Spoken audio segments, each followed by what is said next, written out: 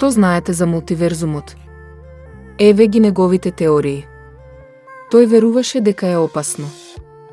Идејата за бесконечни светови постоела уште од времето на античките филозофи.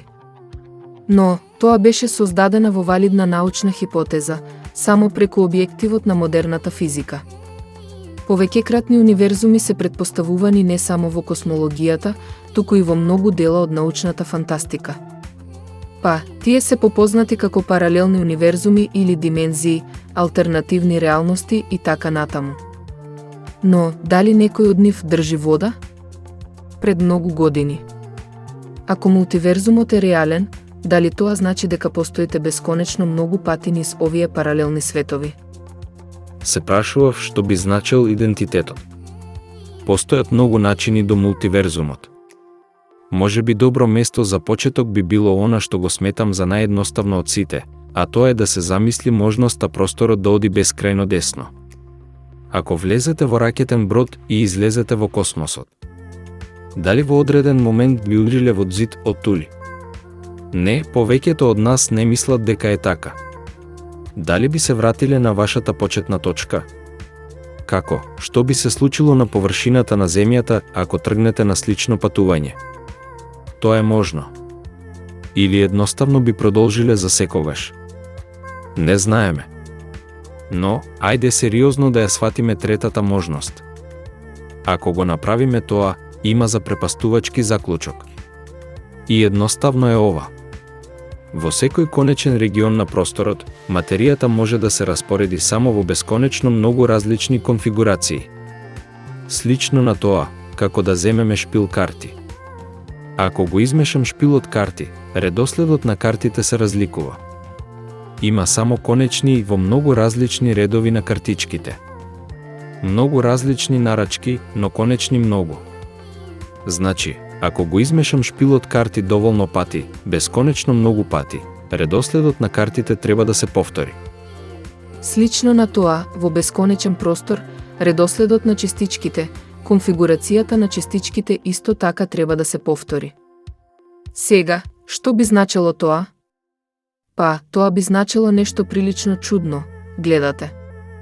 Јас и ти бевме само конфигурација на частички, како што се Земјата и Сонцето и така натаму. Ако конфигурацијата на частичките се повторува некаде таму во космосот, тоа значи дека се што знаеме се повторува. Фундаменталната теорија која го опишува однесувањето на субатомските частички. Квантната механика може да имплицира не само дека има повеќе идентични верзии од вас, туку дури и дека има бесконечен број од вас таму некаде. Како би можело тоа да биде возможно?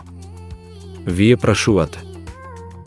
Квантното царство е познато контраинтуитивно, каде што квантните објекти како частичките се опишани во смисла на веројатности кодирани во математички описи наречени бранови функции, кои ви даваат шанси за било кој број на различни состојби во кои може да се наоѓа частичката.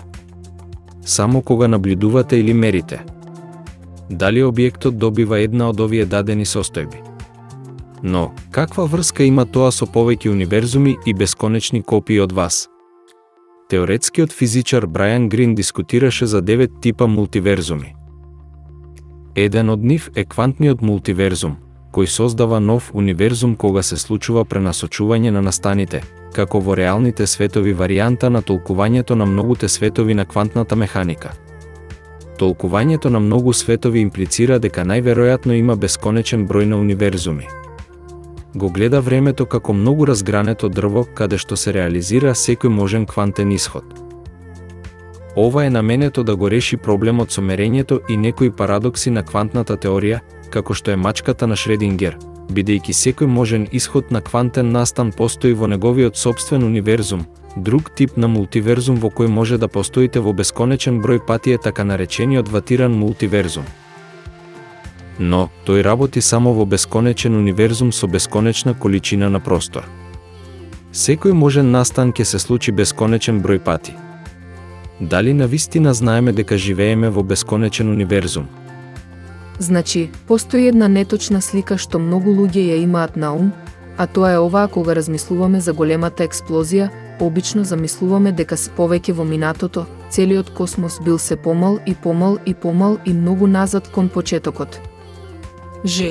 Универзумот што некако интуитивно го замислуваме како многу, многу мал и потоа го премотуваме тој филм напред. Просторот е создаден од тој голем удар, па како би можел да биде бескрајно голем? И да беше тоа вистинската слика. Но, тоа не беше сликата што е компатибилна со бесконечен универзум. Во бесконечен универзум, како што сме имале некогаш во минатот, универзумот е се уште бескрајно голем. Ако се вратите назад во времето и универзумот е половина поголем од денес, половина од бесконечноста е сепак бесконечност. Големата експлозија е настан што го роди нашето царство. Но, ако универзумот е бескрајно голем, тогаш нашиот дел, делот до кој имаме пристап, е само дел од целината. Значи, треба да направите разлика помеѓу наблюдуваниот универзум и целината. Наблюдливиот универзум е само делот што можеме да го видиме. Не можеме да видиме подалеку од околу 13,7 милиарди светлосни години, бидејќи тоа е растојанието што светлината може да ја помине од самиот почеток. Но речиси никој не верува дека универзумот завршува во тој момент. Повеќето веруваат дека универзумот завршува во таа точка. Други веруваат дела барем е многу далеку подалеку од тоа. И предпоставката на овој конкретен пример што го кажуваме е дека продолжува бесконечно далеку. Во друг тип на мултиверзум наречен мозочен мултиверзум. Целиот наш универзум постои во форма на мембрана или мозок, кој лебди во голема димензионална маса. Во оваа книга има и други мембрани со своји универзуми. Овие универзуми можат да комуницираат едни со други, а кога ќе се судрат, насилството и енергијата што се произведуваат се повеќе од доволни за да предизвикаат голема експлозија. Мозоците лебдат или лизгаат еден до друг и на секој неколку трилиони години привлечени од гравитацијата или некоја друга сила што не ја разбираме, се судираат и удираат еден во друг. Овој повторен контакт доведува до повеќекратни или циклични големи удари. Видете, ако секоја од тие сфери представува универзум, тоа значи дека секоја од тие сфери има свој голем удар. Сега, како започна сето тоа? Од самиот почеток, никој не знае. Но, кога зборуваме за големата експлозија во контекст на мултиверзум, навистина зборуваме за повеќе големи експлозии. Секој универзум има своја голема експлозија, што доведува до свој проширен дел од просторот. Но, различните универзуми имаат различни големи експлозии или удари, и затоа големата експлозија не ја започна целата работа. Напротив, големата експлозија е името што го даваме на процесот што го дава нашиот универзум што се шири. Тоа е разликата меѓу нив. И тоа е јазикот што ние обично го користиме и тоа секако хипотетички. Моделот на универзумот е продолжување на теоријата за големата експлозија е вечна инфлација. Според оваа теорија, инфлациската фаза на проширувањето на универзумот трае вечно низ поголемиот дел од универзумот бидејќи регионите експоненцијално брзо се шират. Поголемиот дел од волуменот на универзумот во секое време се надувува. Затоа, вечната инфлација создава хипотетички бесконечен мултиверзум. Откривачите на оваа инфлаторна космологија неколку години по првичното откритие сфатија нешто доста интересно. Овој вид инфлаторен излив веројатно нема да биде еднократен настан. Може да има многу од овие инфлациски изливи. Всушност, сликата што сакам да ја имам на уме како голем блок швајцарско сирење. И она што сакам да го кажам со тоа е ако швајцарското сирење е оваа енергија, тој преполн простор, идејата е дека сирењето се шири, но на различни локации енергијата се распаѓа и создава мало отворање, мал меур што потоа тој истиот расте со текот на времето. И идејата е дека сите мали меурчиња во сирењето се различни универзуми. Нашиот универзум е еден од тие меурчиња, тоа е начинот на кој многу универзуми излегуваат од оваа инфлаторна космологија.